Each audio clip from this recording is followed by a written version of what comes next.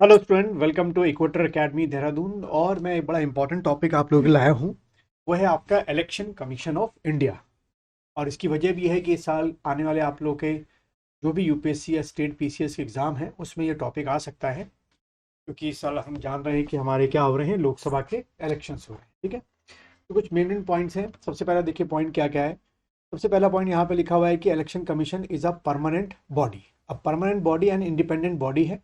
ठीक है, एक पॉइंट तो ये हो गया कि परमानेंट है, बॉडी होती है, और इंडिपेंडेंट बॉडी है। एंड साथ ही साथ क्या है, एक कॉन्स्टिट्यूशनल बॉडी है। ठीक है, इसको कॉन्स्टिट्यूशनल बॉडी क्यों कह रहे हैं? क्योंकि इसका जो डिस्क्रिप्शन है वो आर्टिकल 324 में दे रखा है। बहुत डिटेल में डिस्क्रिप्शन है, उसके बारे में भी धीरे धीरे पढ़ेंगे।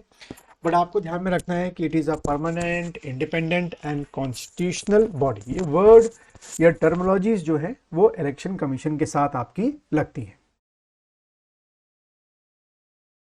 फिर अगर हम दूसरा पॉइंट देखें कि इलेक्शंस टू पार्लियामेंट, ठीक है, किस किस के इलेक्शन करवाता है। ये आप अगला क्वेश्चन आता है कि इलेक्शन कमीशन किस किस के इलेक्शन करवाता है। तो देखो, जैसे यहाँ पे क्या लिखा हुआ है कि ये पार्लियामेंट के इलेक्शंस करवाता है। दूसरा आपका क्या लिखा हुआ है कि ये आपका स्टेट, जो आपका लेजिस्लेचर होता है, यानी कि स्टेट असेंबली हो गया, स्टेट काउंसिल हो गया, उसके इलेक्शन करवाता है। थर्ड अगर आप देखें तो क्या लिखा हुआ है, प्रेसिडेंट के जो इलेक्शंस होते हैं वो करवाए जाते हैं। और फोर्थ अगर आप देखें तो वो है आपका election of the vice president. ठीक है, election of the vice president, इनके ये इलेक्शन करवाता है। ठीक। और उसके बाद देखें, the election commission is an all India body in the sense that it is common to both central and state government. ठीक है, सेंट्रल स्टेट गवर्नमेंट के लिए कॉमन है, इसलिए क्या कहा जाता है, इसको ऑल इंडिया बॉडी कहा जाता है। उसके बाद अगर आप अगला पॉइंट देखिए जो मैंने अंडरलाइन किया है, election commission is not concern with the election to panchayat and municipality. यानी कि क्वेश्चन कैसे आएगा कि election commission of India concern किस इलेक्शन से नहीं होता है। ठीक है, तो दो इलेक्शन से नहीं होता है। एक आपके क्या हो गए, पंचायत के इलेक्शन हो गए, इसको आप क्लैरिफिकेशन कर लीजिए। और दूसरा आपका म्यूनसिपैलिटी के जो इलेक्शंस होते हैं, म्यूनसिपल काउंसिल के या म्यूनसिपल कॉरपोरेशन के, वो इलेक्शन नहीं करवाते। उनके इलेक्शन की जो जिम्मेदारी होती है that is totally upon the state election commission.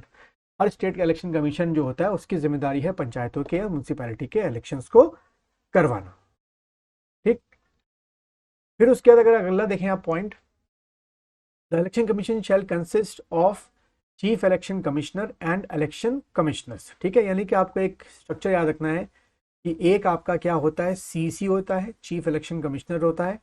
और आपके क्या होते हैं, दो इलेक्शन कमिश्नर्स आपके होते हैं, जिनका अभी हाल में ही क्या किया गया है, अपॉइंटमेंट किया गया है। ठीक है, तो चीफ इलेक्शन कमिश्नर हो गया और दो क्या हो गया, इलेक्शन कमिश्नर हो गया।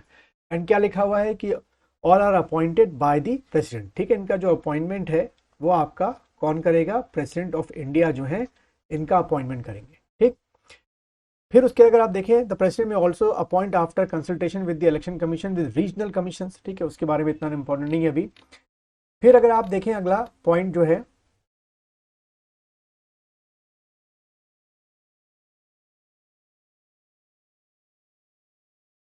देन अगला जो फैक्ट है बड़ा इंटरेस्टिंग है, जो अक्सर आपके एग्जाम में आता है कि 1950 से लेकर आपका 15 अक्टूबर 1989 तक, ठीक है, आपका जो इलेक्शन कमीशन ऑफ इंडिया था वो क्या था, सिंगल मेंबर बॉडी था।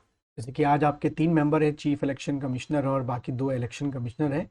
लेकिन इस टेन्योर में आप कह सकते हो कि आपका इलेक्शन कमीशन जो है सिंगल मेंबर बॉडी था। ठीक है, तो ये टेन्योर आपको याद रखना है। उसके बाद 16 अक्टूबर 1989 से लेकर, ठीक है, जनवरी 1990 तक, ठीक है, ये सेकंड थिंग आपको ध्यान में रखनी है। 16 अक्टूबर 1989 से लेकर जनवरी 1990 तक प्रेसिडेंट ने इलेक्शन कमीशन ऑफ इंडिया को तीन मेंबर बॉडी कर दिया। यानी कि ये पहला मौका था जब इलेक्शन कमीशन की जो स्ट्रेंथ है उसको इंक्रीज किया गया, क्योंकि वर्कलोड बढ़ रहा था। तो उस तीन में क्या होंगे, जैसे आज का जो स्ट्रक्चर है, एक आपके चीफ इलेक्शन कमिश्नर होंगे और दो आपके इलेक्शन कमिश्नर्स होंगे।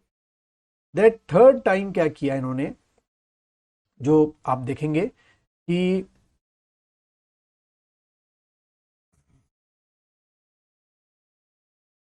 दोबारा से जनवरी 1990 में जैसे ये टेन्योर पहुंचा, दोबारा से इलेक्शन कमीशन ऑफ इंडिया जो है वो क्या कर दिया गया, आपका सिंगल मेंबर बॉडी कर दिया गया। और कब तक ये रहा, अक्टूबर 1993 तक।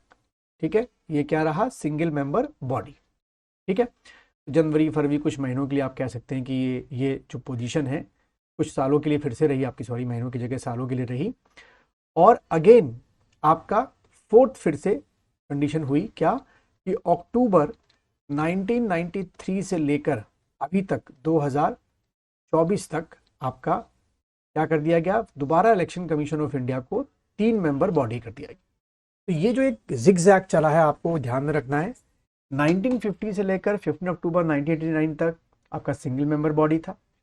उसके बाद 16 अक्टूबर 1989 से लेकर आपका कब तक, जनवरी 1990 तक आपका क्या रहा, 3 मेंबर बॉडी रहा। फिर जनवरी 1990 में दोबारा से एबॉलिश कर दिया गया 3 मेंबर बॉडी को। जनवरी 1990 से लेकर अक्टूबर 1990 तक ये क्या रहा, आपका सिंगल मेंबर बॉडी रहा। और फिर अगेन अक्टूबर 1993 से लेकर आपका अभी तक 2024 तक ये 3 मेंबर बॉडी रहा।